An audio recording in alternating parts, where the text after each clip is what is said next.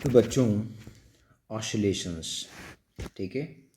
Oscillations क्या होता है? Simple pendulum, spring mass system, बहुत जगह पे आप ऑसिलेशन देखते हैं बेटा, ठीक है। तो इसमें सबसे पहले है periodic motion. Any motion that repeats itself over and over again at regular interval of time. Regular interval of time के बाद में अगर मोशन रिपीट हो रहा है बार बार, तो उसको हम पीरियोडिक मोशन कहते हैं और हार्मोनिक मोशन कहते हैं। Example, motion of any planet around the sun. जो प्लैनेट होता है सन के अबाउट चारों तरफ क्या करता है? मोशन करता है। तो इस तरह के जो मोशन होते हैं, this is known as a periodic motion. Motion of hands of the clock, hands of a clock. Now next is the oscillatory motion. If a body moves back and forth, to and fro, ठीक है। Back and fourth मतलब आगे जा रहा है पीछे जा रहा है, एंड टू एंड फ्रो, ठीक है। यहाँ से इस तरह का जो मोशन होता है, to and fro repeatedly about its mean position after regular interval of time is called oscillatory motion. Oscillatory motion is also called vibratory motion. Oscillatory motion को और क्या बोलते हैं? वाइब्रेटरी मोशन बोलते हैं। Motion of a bob of the simple pendulum, motion of mass attach with a spring. Every oscillatory motion is a periodic motion. जितने भी oscillatory motion होंगे ना, जो to and fro motion, up and down motion, ये जो motion होंगे ये सारे पीरियोडिक होंगे। But every periodic motion not oscillatory. सभी पीरियोडिक मोशन ऑसिलेटरी हो जाए ऐसा नहीं होता है। Simplest form of oscillatory motion is known as a simple harmonic motion. जो ऑसिलेटरी मोशन का सबसे सिंपलेस्ट फॉर्म है उसको हम बोलते हैं simple harmonic motion. Periodic function क्या होते हैं? Any function which repeats itself after a regular interval of time is called a periodic function. उसको हम पीरियोडिक फंक्शन कहते हैं। Ex for example, consider the function f t is equal to sine omega t. तो क्या ये periodic है? देखते हैं। तो ओमेगा को हम क्या लिखते हैं? Omega is equal to two pi upon t होता है, हमने पढ़ा है सर्कुलर मोशन में। So this is sine two pi upon t into t लिख दिया। टी हो गया time period of the periodic functions. Let us verify this fact.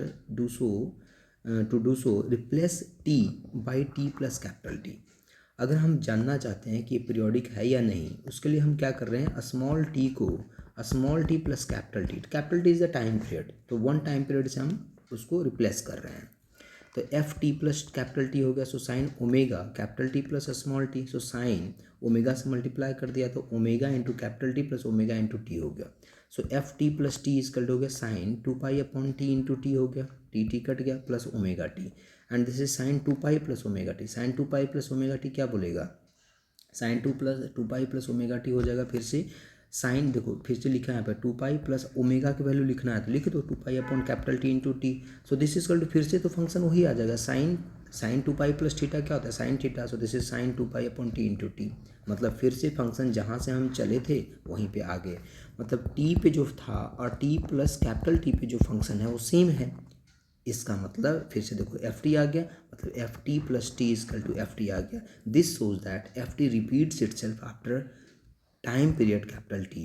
Consider another function G T is equal to cos omega T को अगर ले लीजिए तो G T is equal to cos omega T is equal to कितना हो जाएगा? Cos two pi into T upon capital T हो जाएगा। Similarly G T plus capital T कितना हो जाएगा? Cos two pi upon capital T into G T हो जाएगा।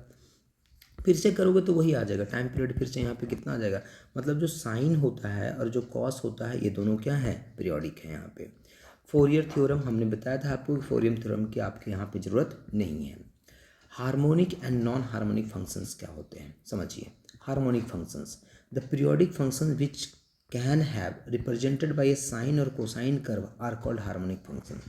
जो साइन या कोसाइन कर्व का जो ग्राफ होता है उसको हार्मोनिक फंक्शन कहते हैं, और साइन और कोसाइन के अलावा जो भी होता है वो सब क्या होते हैं? नॉन हार्मोनिक होते हैं। जैसे ये देखो साइन का ग्राफ है, ये कॉस का ग्राफ है, तो ये दोनों क्या होंगे? हार्मोनिक कहलाएंगे। नॉन हार्मोनिक देखो ऐसा होता है। द पीरियोडिक फंक्शन, पीरियोडिक है ये भी, देखो एक पीरियड के बाद अपना रिपीट कर रहा है मोशन को। The periodic function which can not be represented by single sine और कोसाइन। लेकिन ये सिंगल साइन और कोसाइन फंक्शन का ग्राफ नहीं है। ये हो सकता है दो साइन कोसाइन मिला हो, एक साइन एक कोसाइन मिला हो, या दो साइन मिला हो, यहाँ पे उसका ग्राफ हो सकता है इस तरह का। तो इस तरह का जो ग्राफ होता है वो नॉन हार्मोनिक कहलाते हैं, ठीक है।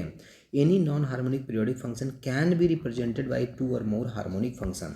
दो और दो से अधिक हार्मोनिक फंक्शन को मिलाने से नॉन हार्मोनिक फंक्शन बनता है, ठीक है, बन सकता है। एफ टी इजकल टू जैसे A1 sign omega T plus A2 sign omega t, तो इस तरह का ग्राफ इसका आ सकता है। ठीक है, तो इस तरह के जो फंक्शन होते हैं नॉन हार्मोनिक होते हैं, और जो इस तरह के फंक्शन होते हैं f t is equal to sine omega t, g T is equal to cos omega t, ये हार्मोनिक फंक्शन होते हैं। ठीक है, टैन ओमेगा टी जो होता है ये पीरियोडिक है, लेकिन सेक भी है पीरियोडिक, लेकिन such function takes value between zero to infinity, इसकी वैल्यू जो होती है जीरो से कहाँ तक, इन्फिनिटी तक होती है। सो इस तरह के फंक्शंस को हम सिंपल हार्मोनिक मोशन में नहीं लेते हैं। क्यों नहीं लेते हैं कि अभी हम डिस्प्लेसमेंट का इक्वेशन बताएंगे, तो डिस्प्लेसमेंट का जब इक्वेशन बताते हैं तो उसमें साइन या कोसाइन का हम यूज करते हैं, टैन का यूज नहीं करते हैं। टैन का यूज इसलिए नहीं करते हैं कि अगर टैन का यूज करोगे तो आपका जो डिस्प्लेसमेंट हो इनफाइनाइट हो जाएगा, जो कि हमारे लिए पॉसिबल नहीं है। So these function can not be use to represent displacement function in periodic motions. Displacement always takes a finite value in any physical situation, तो हम इसीलिए टैन का और सेक का यूज नहीं करते हैं। Number 2, all exponential and logarithmic function are non periodic. जितने भी लॉगरिथमिक और एक्सपोनेंशियल फंक्शन होते हैं ये क्या होते हैं, नॉन पीरियोडिक होते हैं। Functions does not repeat itself always increases with time. इस तरह का फंक्शन अपने आप को रिपीट नहीं करते हैं, ऑलवेज क्या होता है, इंक्रीज करता है with respect to time. A function whose value repeat after irregular interval of time is non periodic. जो इरेगुलर टाइम ऑफ इंटरवल के बाद रिपीट कर रहा है उसको भी हम नॉन पीरियोडिक फंक्शन कहते हैं। और ये सब हम इक्वेशन जो हम बनाएंगे अभी सिंपल हार्मोनिक मोशन का, उसमें हम इसका यूज नहीं करते हैं। नाउ सिंपल हार्मोनिक मोशन क्या होता है, ठीक है। A particle is said to execute simple harmonic motion if it moves to and fro about a mean position under the action of a restoring force. मतलब एक पार्टिकल अगर execute हो रहा है सिंपल हार्मोनिक मोशन में, to and fro motion में है, तो हमेशा उस पर एक रीस्टोरिंग फोर्स लगता है। और रीस्टोरिंग फोर्स क्या चाहता है कि उसको रीस्टोर करवाना, उसको ओरिजिनल पोजीशन पे लाना, उसको मीन पोजीशन पे लाना, ठीक है। विच इज डायरेक्टली प्रोपोर्शनल, जो कि डायरेक्टली प्रोपोर्शनल होता है डिस्प्लेसमेंट के from the mean position and is always directed toward the mean position. अब जैसे अगर स्प्रिंग मास सिस्टम ले लें हम, ठीक है, स्प्रिंग मास सिस्टम हमने पढ़ रखा है, तो स्प्रिंग है, यहाँ पे मास है। तो यहाँ पे हमने कहा था ना कि अगर ये मीन पोजीशन है तो मीन पोजीशन से इसको अगर x डिस्टेंस नीचे लेके चले आएंगे, तो अगर x डिस्टेंस होता है तो रिस्टोरिंग फोर्स इक्वल टू कितना हो जाएगा, माइनस ऑफ kx होता है। माइनस क्यों लगाते थे, क्योंकि फोर्स और डिस्प्लेसमेंट अपोजिट डायरेक्शन में है। So force directly proportional to x हो गया यहाँ पे। So force equal to minus kx आ जाएगा, ये इस डेफिनेशन से, ठीक है। ये तो हमने पहले ही पढ़ रखा है हालांकि स्प्रिंग मास का। तो k इजकल टू कितना हो गया, फोर्स कांस्टेंट, और स्प्रिंग कांस्टेंट बोलते हैं जिसकी वैल्यू F अपॉन x होती है। So spring factor is defined as the restoring force produce per unit displacement, ठीक है। Negative sign, restoring force always acts in the opposite direction of the displacement, इसलिए हम यहाँ पे नेगेटिव साइन कंसीडर करते हैं। तो ये जो डेफिनेशन है इसका, ठीक है, जो डेफिनेशन है वहाँ से आ गया कि restoring force is directly proportional to displacement, ठीक है। और माइनस साइन क्यों आया, क्योंकि ऑलवेज हमेशा दोनों अपोजिट डायरेक्शन में होते हैं। According to Newton second law, force is equal to mass into acceleration होता है। तो हमने इक्वेट कर दिया minus K X is equal to M A. So acceleration is equal to आ गया minus K upon M into कितना आ गया, एक्स आ गया। So acceleration directly proportional to क्या हो गया, एक्स हो गया। सो के अपॉन एम इजकल टू कितना हो गया, कांस्टेंट। नाउ डिफरेंशियल इक्वेशन क्या होता है एसएचएम में, तो एफ इजकल टू कितना होता है, माइनस के एस होता है। और न्यूटन सेकंड लॉ क्या कहता है, force is equal to mass into acceleration. The force is equal to mass into acceleration को हम ये भी लिख सकते हैं डिस्प्लेसमेंट के टर्म में, D square x upon D T square. So लिख दिया हमने यहाँ पे और इक्वेट कर दिया दोनों को, क्योंकि दोनों तो फोर्सेज ही हैं। तो M D square x upon D T square is equal to minus K X हो गया। So D square x upon D T square is equal to minus K upon M into X हो गया। सो व्हाट इज ए, तो ए is equal to यहाँ पे हो गया omega square minus omega square x हो गया। Where omega square is equal to कितना हमने ले लिया, के अपॉन ए, कॉन्स्टेंट हमने मान लिया इसको ओमेगा, क्योंकि के कॉन्स्टेंट है, एम कॉन्स्टेंट है। तो ओमेगा स्क्वायर इजकल टू के अपॉन एम, इसको हमने अज्यूम कर लिया। So D square x upon D T square is equal to minus omega square x हो गया। सो इसको अगर इधर लेके चले जाओगे तो d square x upon D T square plus omega x square x is equal to zero. अगर कहीं पे ये इक्वेशन दिखे तो आपको समझना है कि वो सिंपल हार्मोनिक मोशन है, मोशन जो है।